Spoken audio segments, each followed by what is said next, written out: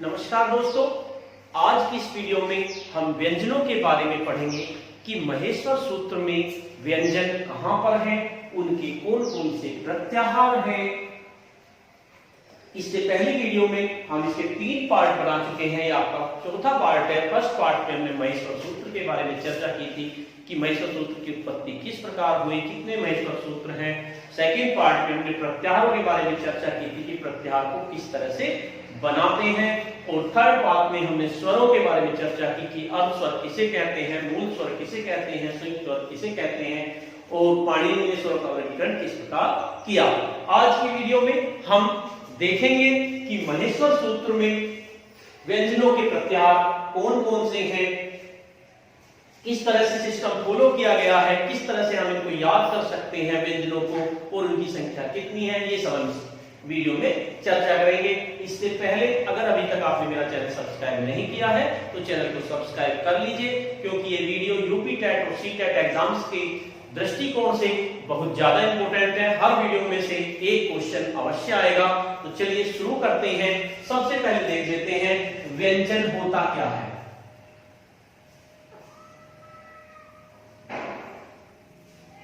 व्यंजन से हमारा तात्पर्य उस वर्ण से है जो वर्ण किसी दूसरे वर्ण की मदद से बोला जाए। स्वर जो होते हैं, स्वर अपने आप में स्वतंत्र होते हैं, वे किसी की मदद से नहीं बोले जाते, लेकिन व्यंजन किसी स्वर की मदद से बोले जाते हैं। जैसे आपका एक व्यंजन है क। अगर क लिखा हुआ है तो आप समझ जाइए क अ, यानी कि जो बाद में आवाज आती है, यानी कि उसके साथ वो स्वर जुड़ा हुआ है। क का मतलब है आपका क व्यंजन है आपका और अ इसमें स्वर है। इस तरह से हर व्यंजन में एक स्वर जुड़ा हुआ होता है। महेश्वर सूत्र में सूत्र नंबर 5 हयवरट है और सूत्र नंबर 14 है आपका हल। हमने बताया था जो स्वर है, सारे स्वर, उनके प्रत्याहार का नाम है अच प्रत्याहार। प्रत्याहार बनाने में आदि वर्ण ले लेते हैं और उसके बाद इति संज्ञा वर्ण ले लेते हैं, तो एक प्रत्याहार बन जाता है। उस प्रत्याहार से मतलब उसके अंदर सारे जितने भी वर्ण है वे आ जाते हैं। इसी तरह से व्यंजन का जो प्रत्याहार बनेगा आपका ह आदि वर्ण ले लेंगे और इत संज्ञा वर्ण ले लेंगे ल, तो ये बन गया आपका हल प्रत्याहार। अगर आपसे एग्जाम्स में क्वेश्चन आ जाता है कि बताइए वर्णों के प्रत्याहार का क्या नाम है, तो आप बता देंगे हल प्रत्याहार जो है हमारा ये वर्णों का, ये व्यंजनों का प्रत्याहार है। पहला क्वेश्चन ये हो जाता है। दूसरे हम देखते हैं कि महेश्वर सूत्र में कुल मिलाकर 33 व्यंजन हैं। कितने हैं? 33। लेकिन अगर आप इनको गिनेंगे तो इनकी संख्या 34 आएगी। क्यों? क्योंकि इसमें ह यहां भी दिया हुआ है और ह यहां भी दिया है, इसलिए हम एक की काउंटिंग करेंगे, दूसरे की काउंटिंग हम नहीं करेंगे। अब ध्यान से देखें, आपका सूत्र नंबर 5 और 6, सूत्र नंबर जो 5 और 6 है हमारा महेश्वर सूत्र हयवरट लण। तो इसमें आपके वर्ड आ रहे हैं, ह को छोड़ दीजिए, य व र ल, य व र ल। इन चारों को हम कहते हैं अंतस्थ व्यंजन। अंतस्थ व्यंजन ये आपके आए सूत्र नंबर 5 व 6 में। सूत्र नंबर 5 में आपका अंतस्थ व्यंजन आए य व र ल। इनको अंतस्थ व्यंजन कहते हैं क्योंकि जब ये बोले जाते हैं तो हमें ऐसा लगता है कि आवाज अंदर ही रह जाती है। अंत्य का मतलब अंदर, इष्ट का मतलब स्थित, यानी कि ये हमारे अंदर ही स्थित होते हैं, अंदर ही आवाज रह जाती है, इसलिए इनको अंतस्थ व्यंजन कहते हैं। इनका एक दूसरा नाम है अर्धस्वर। ये भी क्वेश्चन बहुत ज्यादा बार पूछा गया है यूपी टेट और सी टेट एग्जाम्स में। आपको 4 ऑप्शन दे देते हैं कि इनमें से बताइए कौन सा अर्ध स्वर है। आपको य दे देंगे, व दे देंगे, र दे देंगे, ल, इनमें से कोई सा एक दे देंगे और 3 वर्ण अलग दे देंगे। आपको पहचानना होता है कि कौन सा अर्ध स्वर है, या आपको इनमें से 3 वर्ण दे देंगे और इसके साथ साथ एक वर्ण और दे देंगे और आपसे पूछेंगे बताइए इनमें से कौन सा अर्ध स्वर नहीं है। या तो अर्ध स्वर का क्वेश्चन आ जाता है या आपका अंतस्थ व्यंजन का क्वेश्चन आ जाता है। तो हमने सूत्र नंबर 5 और 6 की चर्चा की। सूत्र 5 और 6 की आप यण प्रत्याहार लिख सकते हैं कि यण प्रत्याहार में हमारे अंतस्थ व्यंजन हैं। हालांकि हम वही पढ़ेंगे जो पाणिनि ने हण प्रत्याहार बताया, क्योंकि पाणिनि ने जालकर प्रत्याहार ये बताया जिसमें शुरू का वर्ण लिया और लास्ट का ये इत्र संज्ञा वर्ण लिया, हण लिया। लेकिन आप यण प्रत्याहार भी लिख सकते हैं, इसमें आपके अंतस्थ व्यंजन है। अब आप देखें हमने इसमें ये लिखी है जो हमारे हिंदी में 5 वर्ग है, क वर्ग, च वर्ग, ट वर्ग, ता वर्ग, पा वर्ग। ये सब आपने हिंदी वर्णमाला में पढ़ रखे हैं। सब में 5-5 वर्ण हैं। क, ख, ग, घ, अंग, च, छ, ज, झ, निय, ट, ठ, ड, ढ, अण, त, थ, द, ध, न, प, फ, ब, भ, म। उसके बाद ये देखिए सूत्र नंबर 7। सूत्र नंबर 7 इसमें कौन कौन इसके प्रत्याहार का नियम, ये प्रत्याहार में आपका, ये प्रत्याहार आपका पंचमाक्षर का प्रत्याहार है। नम प्रत्याहार जो आपका नियम प्रत्याहार जो आपका पंचमाक्षर का है। देखिए आपका जो 5 वर्ग है उनमें जो 5वां अक्षर है इस प्रत्याहार में आपके सारे वर्ण आ जाते हैं। न्य, म, अंग, अण, न, म, सारे आपके इसमें आ गए। तो ये आपका पंचमाक्षर वाला प्रत्याहार हुआ। आप देखेंगे सिस्टम इसी तरह से महेश्वर सूत्र में फॉलो किया गया है। सबसे पहले आपका कौन सा सूत्र आया? सूत्र नंबर 7। सूत्र 7 में आपके ये सब आपके आ जाते हैं। उसके बाद सूत्र नंबर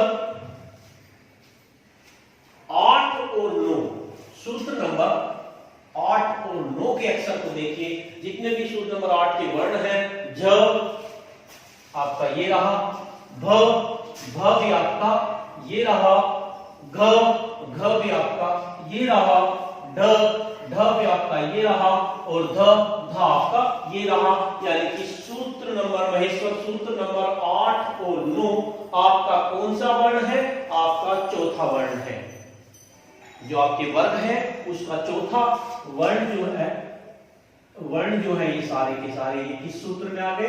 सूत्र नंबर 8 और 9। सूत्र 8 व 9 में आपके ये सारे आ गए। और इसके प्रत्याहार को क्या कहेंगे? झस प्रत्याहार, झस प्रत्याहार।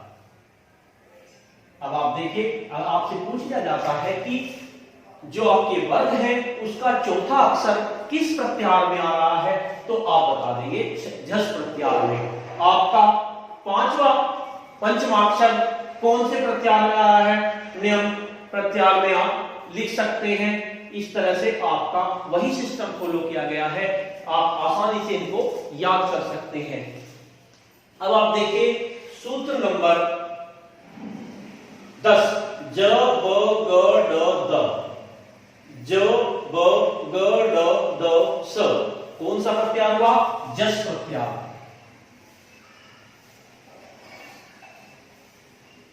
जस प्रत्याहार इसमें कौन कौन से आए आपके? ज ब ग ड द। अब आप इनको देखिए, ज, ब, ग, ड, ड, द। तो ये आपके सूत्र नंबर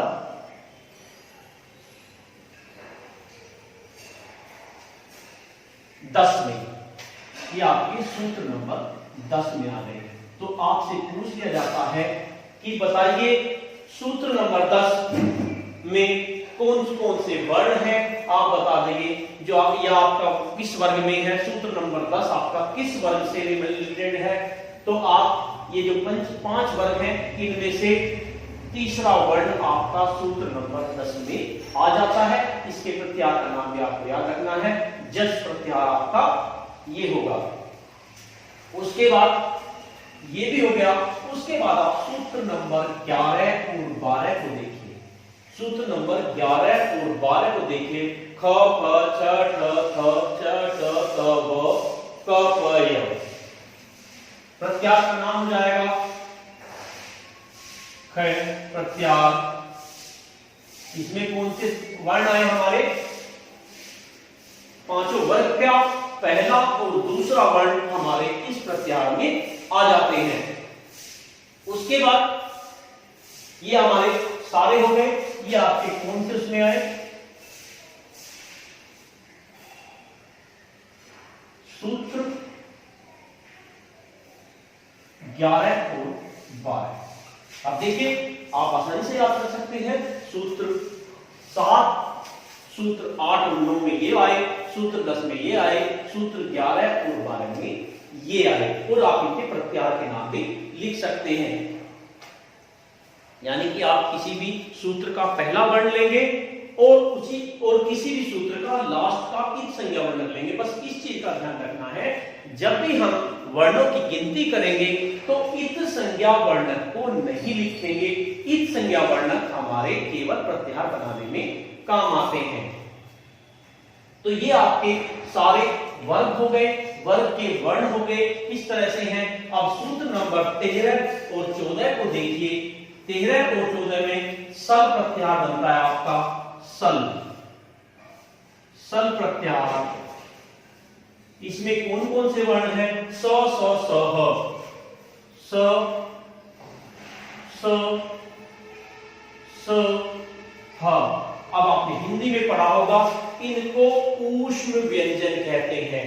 इन 4 वर्णों को ऊष्म व्यंजन कहते हैं, क्योंकि ये जब वर्ण हम बोले जाते हैं तो ऊष्मा उत्पन्न होती है, इसलिए इनको ऊष्म व्यंजन कहते हैं। आपका क्वेश्चन आ जाता है कि बताइए ऊष्म व्यंजनों का प्रत्याहार कौन सा है? तो उस प्रत्याहार का नाम है सल प्रत्याहार। या आपको पूछ लिया जाता है कि बताइए इनमें से कौन सा ऊष्म व्यंजन नहीं है। आपको 3 ये दे दिए और एक कोई और वर्ण दे दिया, तो आप बता सकते हैं कि कौन से ऊष्म व्यंजन है। तो इस तरह से हमने महेश्वर सूत्र के एक सूत्र के बारे में बताया कि किस सूत्र में कौन से वर्ण है। अब आपको एक मोस्ट इंपोर्टेंट बात जो आपके दिमाग में आ रही होगी कि महेश्वर सूत्र में 2 ह है। ये क्यों है? पहला ह इसलिए है क्योंकि हमें व्यंजनों का प्रत्याहार बनाना था, हल प्रत्याहार, इसलिए ह यहां पर रखा गया। दूसरा ह इसलिए है क्योंकि हमें ऊष्म व्यंजन लाने थे। ऊष्म व्यंजन 4 होते हैं, स, स, ह, तो इसलिए इसको ह को यहां रखा गया। तो आप कंफ्यूज मत होइए, 2 ह में से 1 ह गिना जाएगा और आपके 33 व्यंजन हो जाते हैं। इसके साथ साथ महेश्वर सूत्र में संयुक्त व्यंजनों के बारे में कहीं भी कोई चर्चा नहीं है, क्योंकि संयुक्त व्यंजन और अलग से कोई व्यंजन नहीं होते, वे 2 व्यंजनों के मेल से बनते हैं। जैसे